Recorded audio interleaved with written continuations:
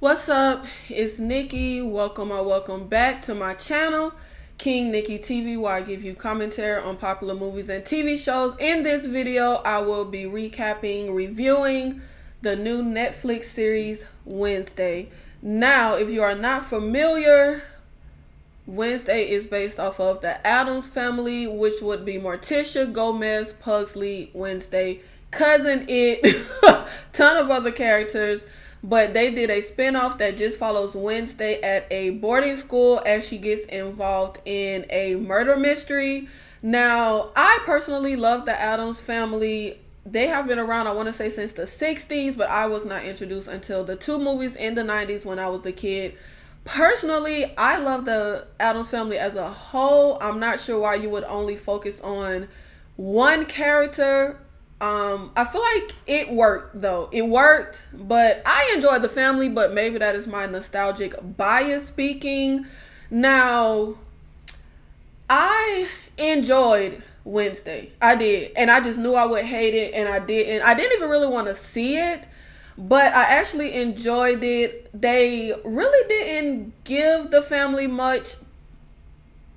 Mostly Pugsley, I don't know, he wasn't really given anything to work with really, and that kind of irked me. Also, making him a kid who gets bullied and doesn't stand up for himself kind of irked me. I also did not enjoy how they changed the Addams Family dynamic, because the Addams Family was a weird, morbid family. However, they were a close-knit family, so I'm not sure why they decided to go that route in particular. Now, let me get my notes together, child, so I can make sure that I hit on all the points that I wanted to. Okay. Now, initially, I personally didn't want to watch Wednesday, mainly not even because of my nostalgic bias, but because I'm not a fan of anything with teenagers or high school. Period. I do not care to see teenagers, and I do not care to see high school. I don't know if it's just me, but the teen melodramatics, the teen angst, it's not very entertaining to me. However, I actually really enjoyed Wednesday. I thought that this show was definitely entertaining. It was visually stunning. I will say visually it looked good, but I will say the boarding school looked pretty bland, and the small town looked pretty generic. But I mean, I don't know, what can you do with a small town? Like, it looked like just a generic small town, but visually it looked good. The acting was good. The acting was solid. No one blew me away with their acting, but everyone was enjoyable. Minus Ajax. Ajax was like the dullest character. I really don't even know why he was here. The writing was good. It wasn't terrible. It definitely feels like it's something for teens or preteens. I feel like that is likely the target audience. But the mystery, while engaging enough, definitely the mystery and twists were not particularly clever, in my opinion. I pretty much called every single solitary thing. Literal. Every single solitary thing. And I mean, like, I called it way ahead of time. I mean, even down to Morticia being the one. Oh, I forgot to say, y'all, spoilers, but it's in the title, spoilers. But I called everything, even down to the fact that Morticia is the one that killed the kid Garrett. Like, I literally called everything. I feel like the writing was good. The mystery was the best part, but everything with the mystery was so glaringly obvious, in my personal opinion. Hey, Tori. Now, at the start of the series, we have Pugsley and Wednesday in just a regular public school. Pugsley gets bullied. Wednesday goes after the bullies by putting Piranha in the pool, and she gets expelled. Now, I will say that beginning sequence kind of feels like, you know, they kind of rushed through it. But I feel like that's pretty appropriate, because the point of the series, the point of the main plot of the story involves Wednesday at her boarding school. They pretty much just gave us a little backstory for how she got to the boarding school. So I really wouldn't make that a negative, that it feels kind of rushed at the beginning. Now she ends up going to a boarding school for outcasts. Anything under the umbrella of outcasts is at this school. Nevermore. Vampires, werewolves.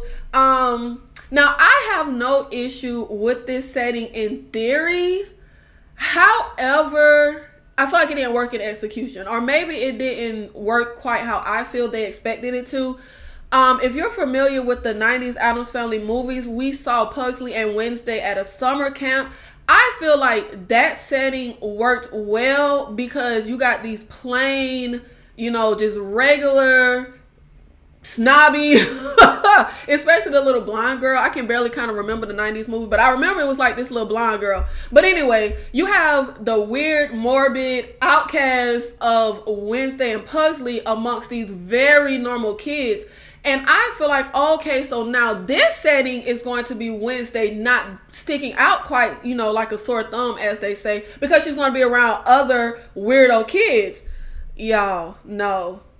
In the midst of like this school that's supposed to be for weirdos, outcasts, werewolves, and all this kind of stuff, Wednesday still sticks out like a sore thumb. I thought it was so weird. Like, all the outcasts are very vanilla and plain, in my humble opinion. They are the least outcasty outcasts I've ever seen. They're the most like normal, socially acceptable outcasts I have ever seen in my entire life. In a school full of outcasts, you mean to tell me that Wednesday is the only person wearing all black and doing the gothic look in a school full of outcasts? I don't know. I thought it was weird, and I don't feel like the setting worked in the way I feel it should have worked or was supposed to work. Again, I really have no issues with it. I still enjoyed the series. I just feel like I'm not sure how she still sticks out in the school full of outcasts. I mean, even her parents dressed in all black. They went to the school, so no one else is at the school dressed in all black. Okay, whatever. And that was also kind of a, I kind of don't want to say downfall, but downfall of the series is that all of the characters, you have the normies, which are the regular folks in town, and then you have the outcasts at the school. Everyone, though, pretty much blends together to me. Like, the normies and the outcasts are all pretty much normies next to Wednesday.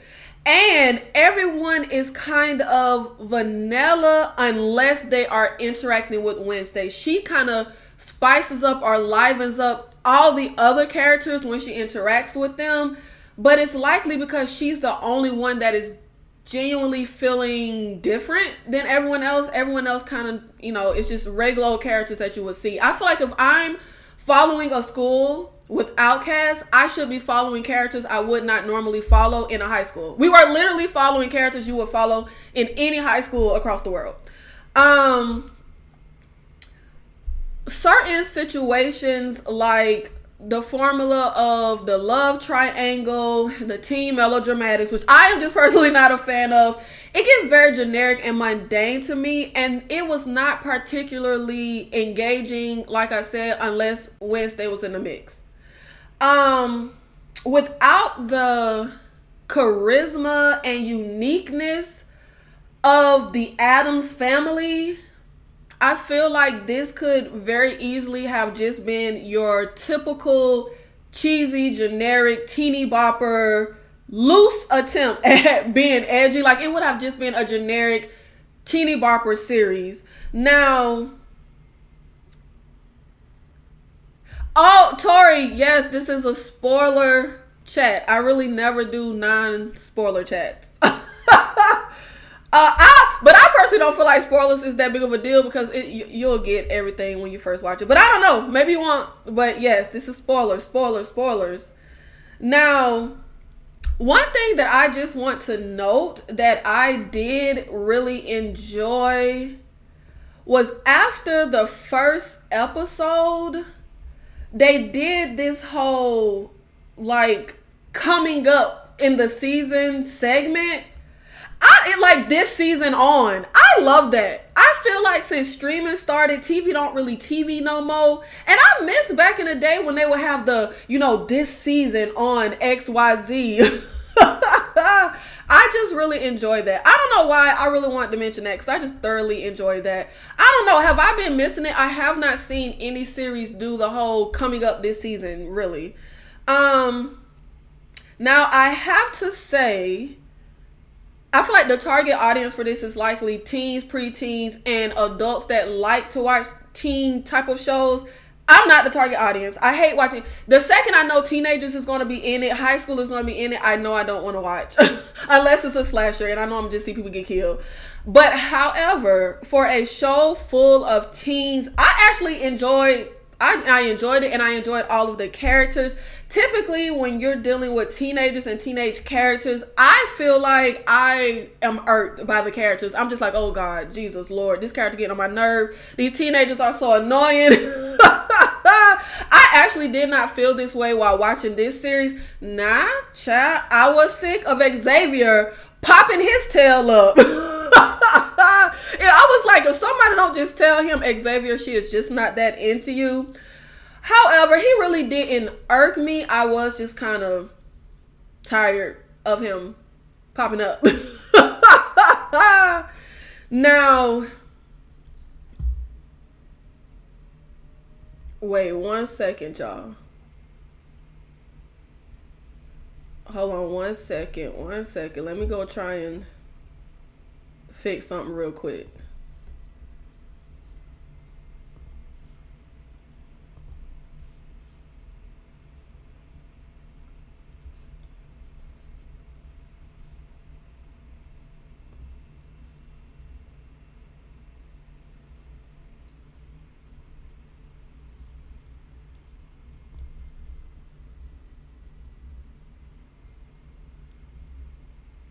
Okay.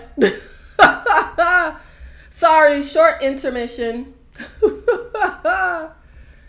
Okay, who was I talking about? What was I talking about? Xavier.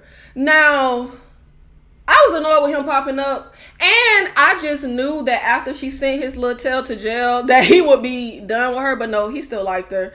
Now, Wednesday's series is pretty much just, or it feels like it is just a vehicle for Jenna Ortega as Wednesday. But I feel like the supporting cast was just as fun to watch, just as exciting to watch, just as talented, just as engaging in their roles. Everyone carried their weight for me personally. I don't feel like this was a situation where it feels like Jenna Ortega just carried the whole thing. I personally don't feel that way.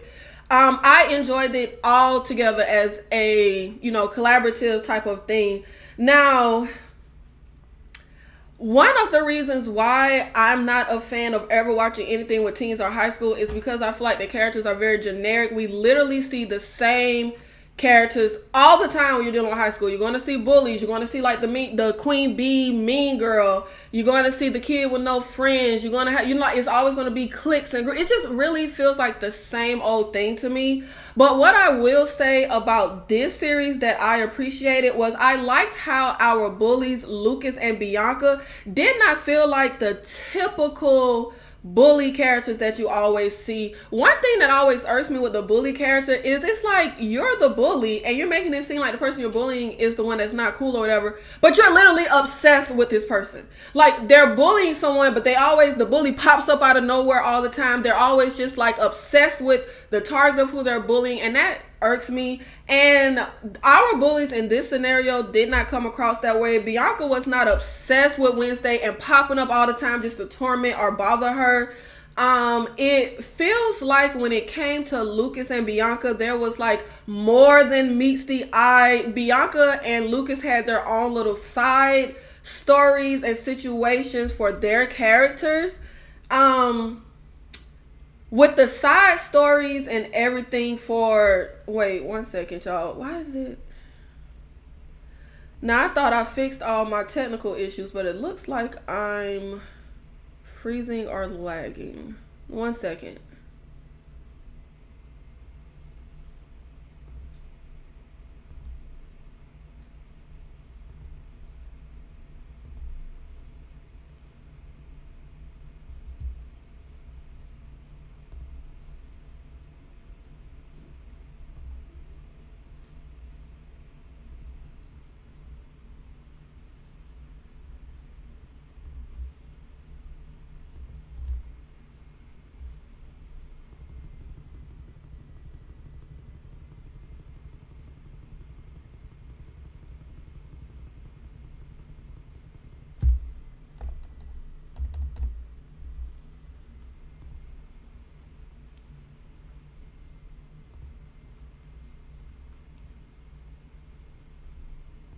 Okay. Sorry, guys.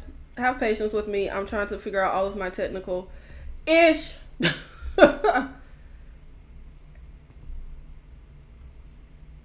Okay.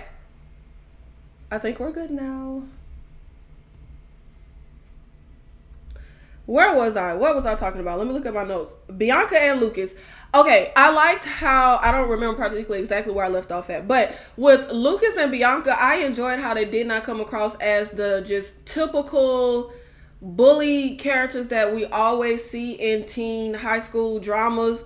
They had their own side situations. They felt like full characters as opposed to just the one-dimensional bully characters that we normally get. For example, Bianca had her mom drama that she had going on. We find out that she sirened her way into the school. And she even has a heart-to-heart with Wednesday that I enjoyed, where she has this issue trusting people's feelings, how they feel about her. Lucas also had his own things on the side and his own things on the side, and he actually came off for me as more of a follower and less of a bully.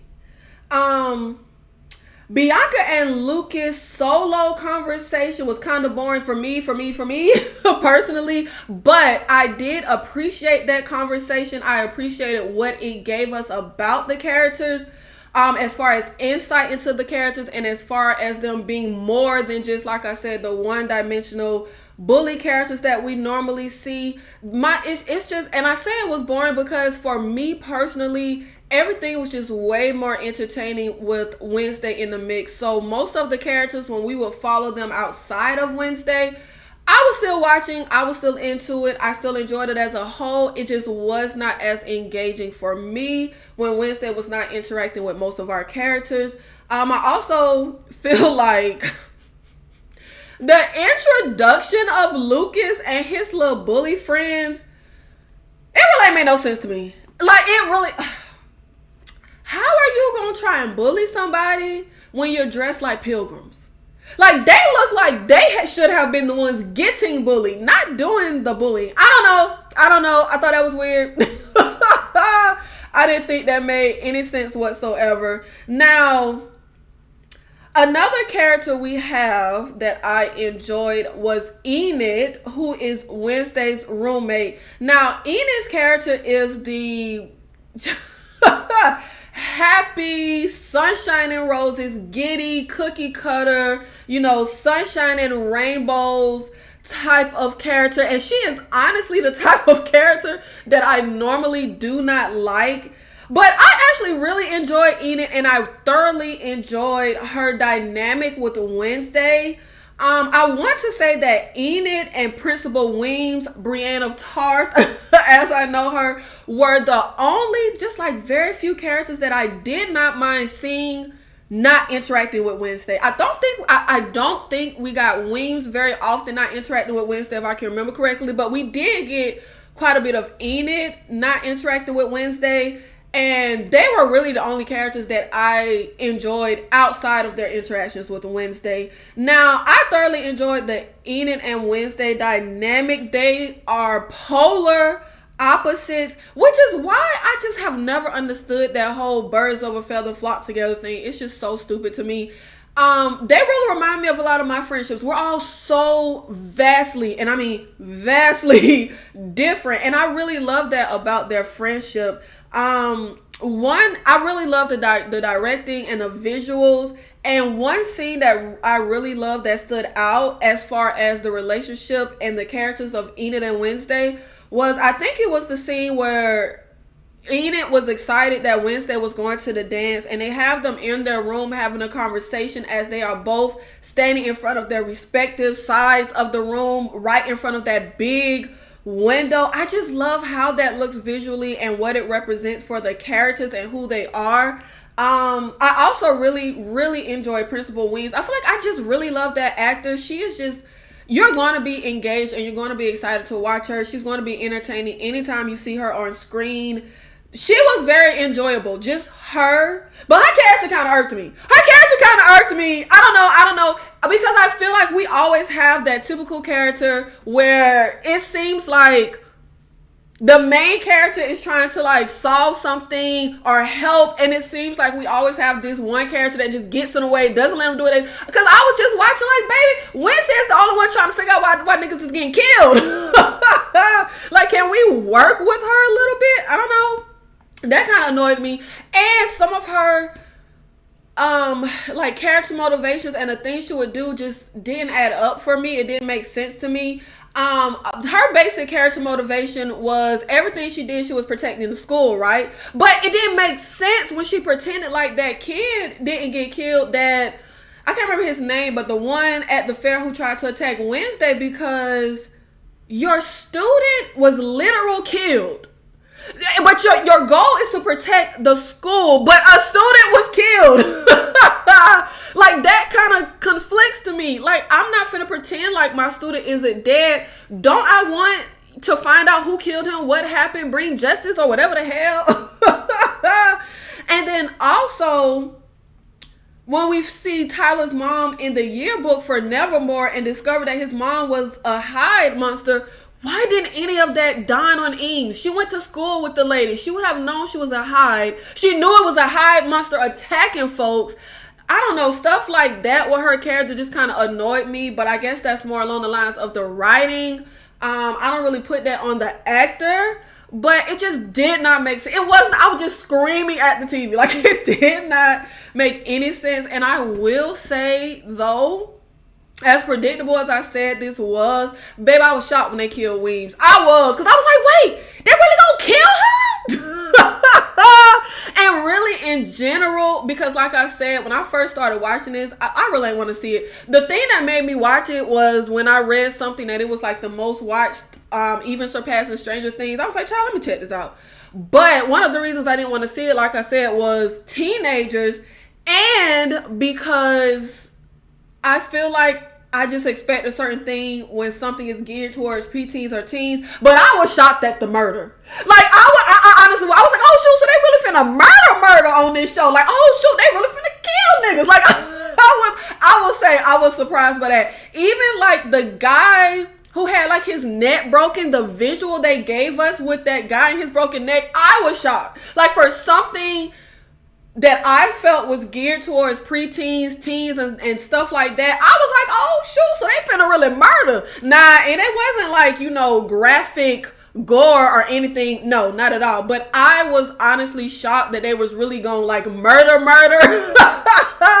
in a show for teenagers. Now, another character that I enjoyed that I have to speak on, Christina Ricci, who plays the normie teacher. My personal fave, Wednesday. But hey, that might just be nostalgic bias. It might be.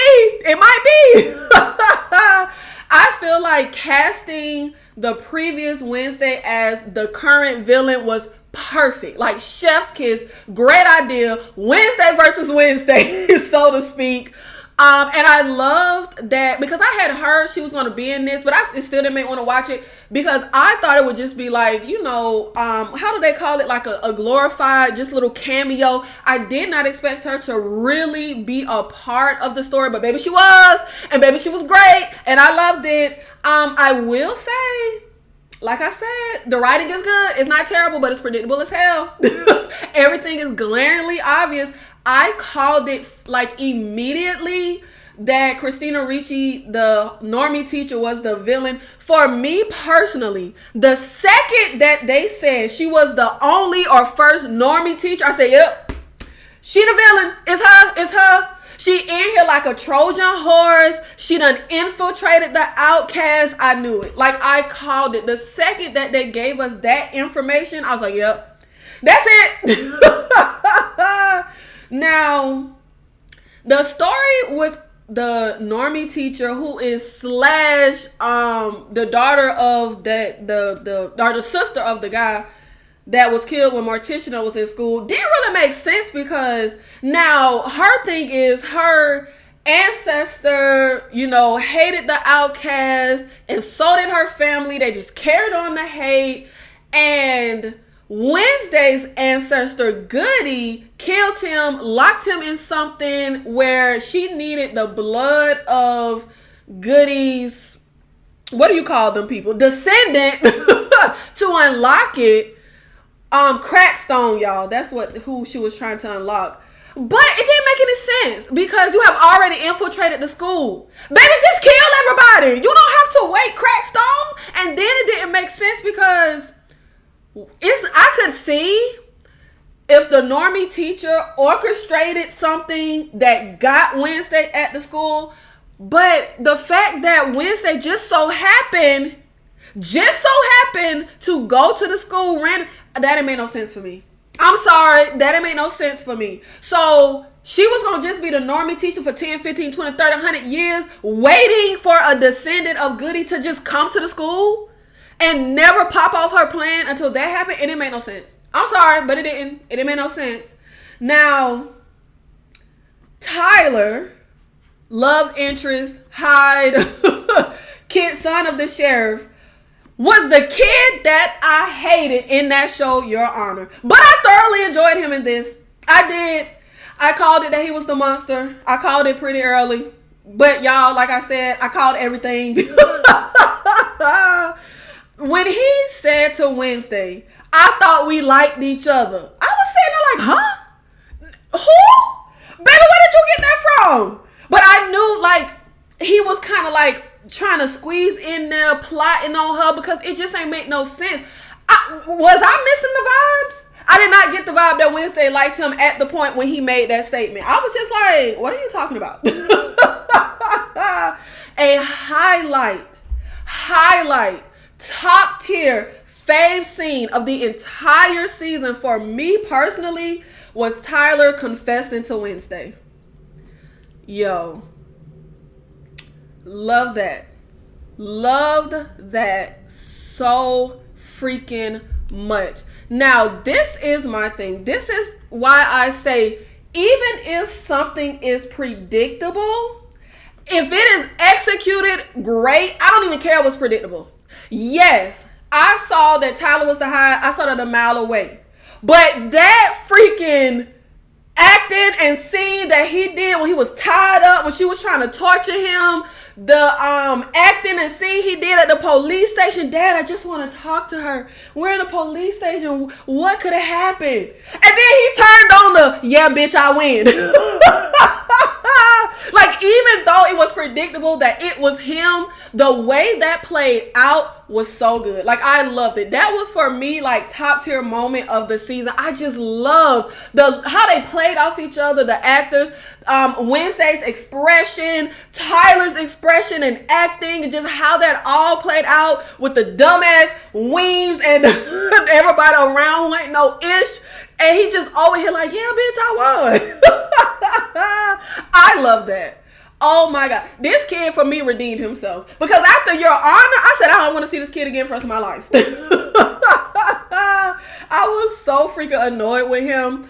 The actor did so freaking good. I just love that switch from like good, innocent kid to, yeah, bitch, it's me. Yeah, it's me.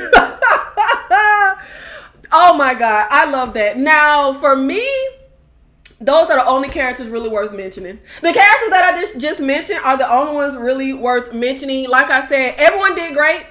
Everyone served their purpose. I enjoyed everything and everyone as a whole. But they're the only ones really worth, like, me really mentioning. But I will mention the dumbest, most aggravating character of them all, the sheriff. Again, when character motivations and stuff don't be making sense to me. The sheriff was so gung-ho and obsessed with Gomez getting away with murder, allegedly, but was simultaneously willing to turn a blind eye to his son and put Xavier, an innocent kid, in jail when he know that kid did not commit the murders. That ain't made no sense. I'm sorry for the sheriff. It ain't made no sense. It ain't made no sense. The sheriff was the most just dumbest, aggravating character. And then at the end, when he leaves Xavier in the car and goes to the woods, after the hide, he's like, son, is that really you? I want to say, nigga, you know that's your son. That didn't make any sense at all. I'm like, baby, you know that's your son. You know good and dang hell well that that is your son. Now, as I'm mentioning, characters. The MVP character was Thing. He was the MVP character. I don't care. I know everybody talking about Jenna Ortega and everybody talking about Wednesday. But for me, the number one MVP character was Thing. I love Thing. He was like my favorite. I don't know how the hell a severed hand had way more like personality and screen presence than what was old boy who had the Medusa snakes. Damn it, what was his name, y'all? But anyway, the hand had way more personality than that kid. I don't know how he did it, but the severed hand did it, and he is coming out as my MVP of this series. Now, I enjoyed the fact that all of the characters felt like full, flawed characters. No one really felt one-dimensional. Everyone felt like there was just pretty much more than meets the eye. Now, whether all that was like fully fleshed out is another story, but everyone felt like full, flawed characters, which I really appreciated. I enjoyed how the other characters outside of Wednesday had their own arcs and progression. None of what I'm saying applies to Xavier, though. Okay, let's just he not in what I'm saying. I feel like Xavier's character reminds me of, have y'all ever seen that movie Wish Upon? I think it was Ryan Felipe in there. He was like the dad, and the girl gets to make wishes, right? And she wishes for some boy to have a crush on her. And his only purpose throughout the whole damn movie is he keep popping up like obsessed with girl with a crush. That's what Xavier was giving me. I usually do not enjoy following a lot of different characters and subplots, but I feel like it was actually handled pretty well here. Now, like I said, not all stories and subplots were given and characters were given enough time or properly fully fleshed out. Some of the like character motivations weren't really explained, which I personally hate. I have a thing about character motivation. I hate for characters to do something and we're never really given information on why. But still, it didn't make the story unenjoyable or confusing in any way, which I feel normally happens when you're following a lot of subplots and characters and they're not all fully fleshed out. It can get to the point where it makes the viewing unenjoyable and it makes the viewer kind of confused. I did not get that at all. Now, I wasn't particularly into all of the subplots. I mean, like I said, I'm just not going to be into anything involving high school or love triangles. It's just not particularly interesting or engaging for me. But what I will say is the series was not heavy-handed on the teen drama like I thought it would be. Thank God. My favorite part, though, of the series was the mystery. That's what kept me watching. Even though I called things at the beginning, I wanted to see exactly how it would play out for Wednesday.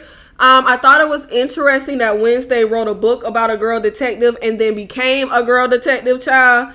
I love that Wednesday was not that character that was like a 5 steps ahead of the villain the whole time. I loved how she pretty much solved the mystery too late. And I loved how she played into Tyler and the normie teacher's game. She did not see Tyler for what he was. It was her vision that had to tell her. She didn't see through, like I said, she didn't see through the teacher. I loved how Wednesday is a smart, perceptive, quick-witted, but not infallible character. I personally enjoyed that. I enjoyed how the mystery played out as far as Wednesday. But come on, baby. It was so obvious that Xavier wasn't the hide, though.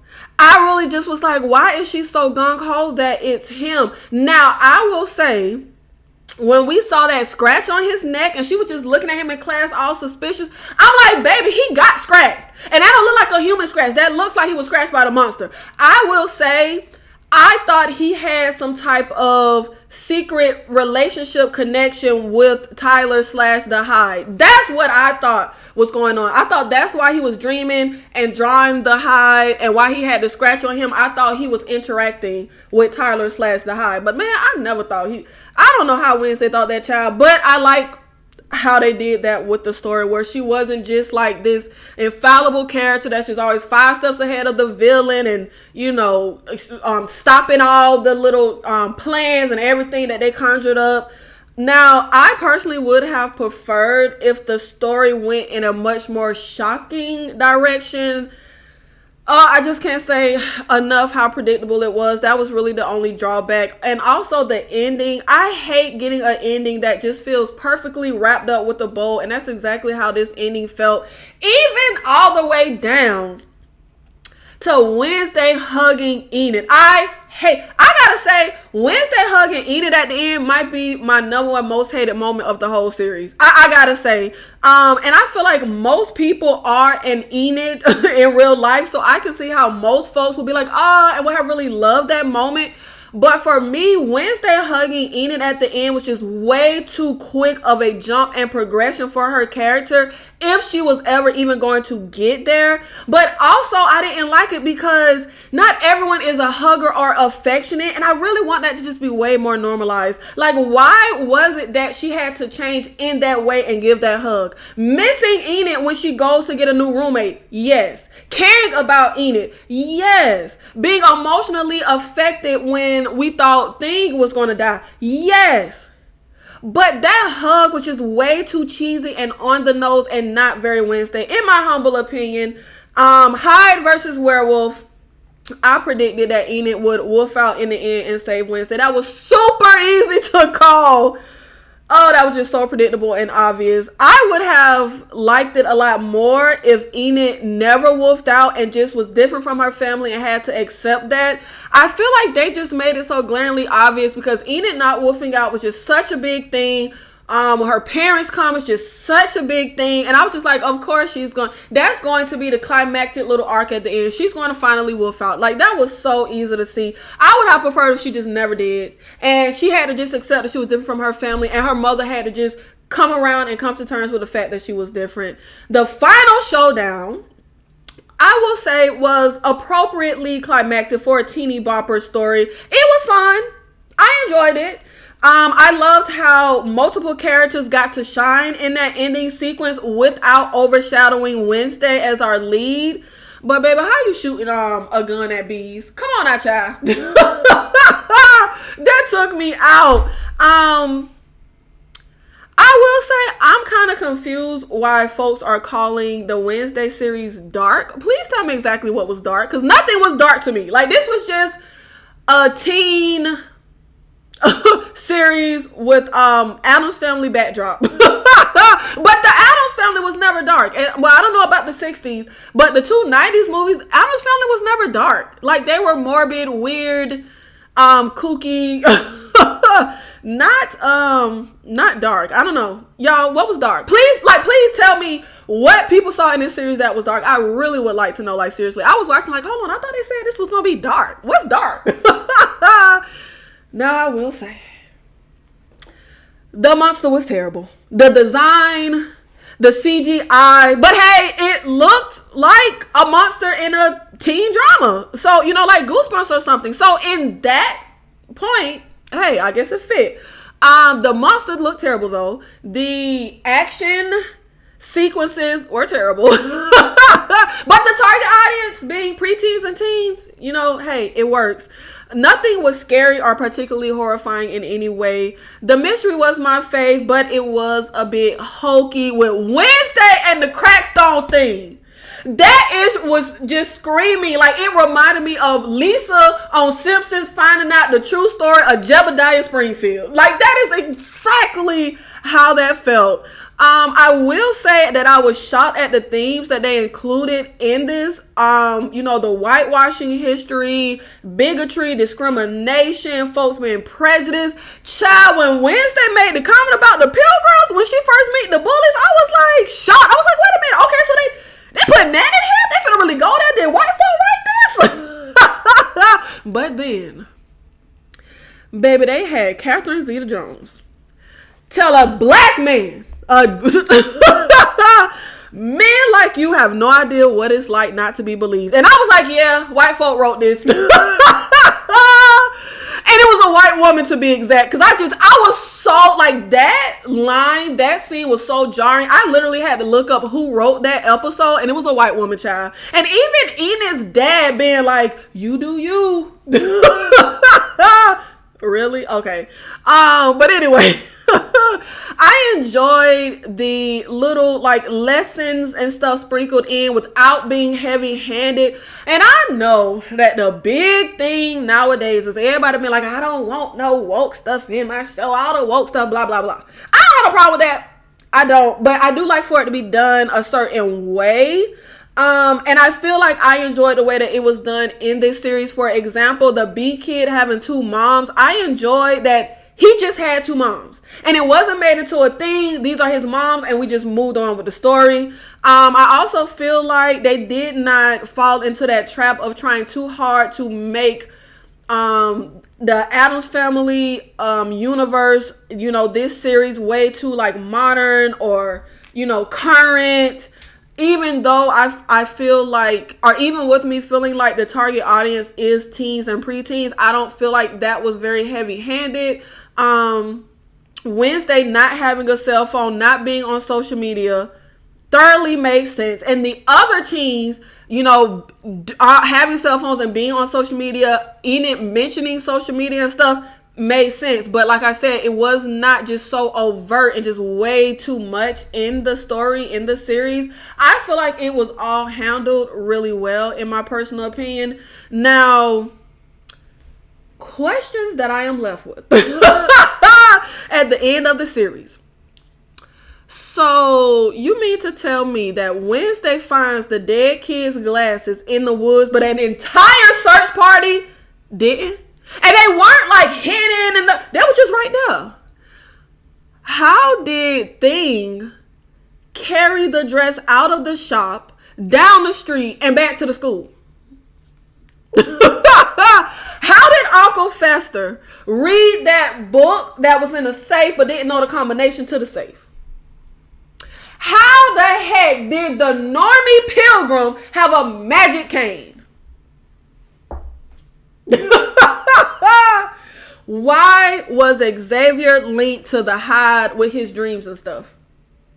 His dad had like visions, but not Xavier. Why was he linked to the Hyde? And why, of all things, for him to draw and have visions and dreams of or whatever, why was it the Hyde?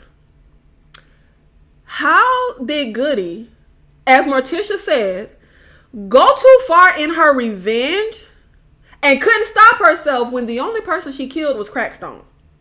Just a few questions that I'm left with at the end. Overall, though, I do feel like this was a fun, entertaining watch. It was a good length, in my personal opinion, at 8 episodes.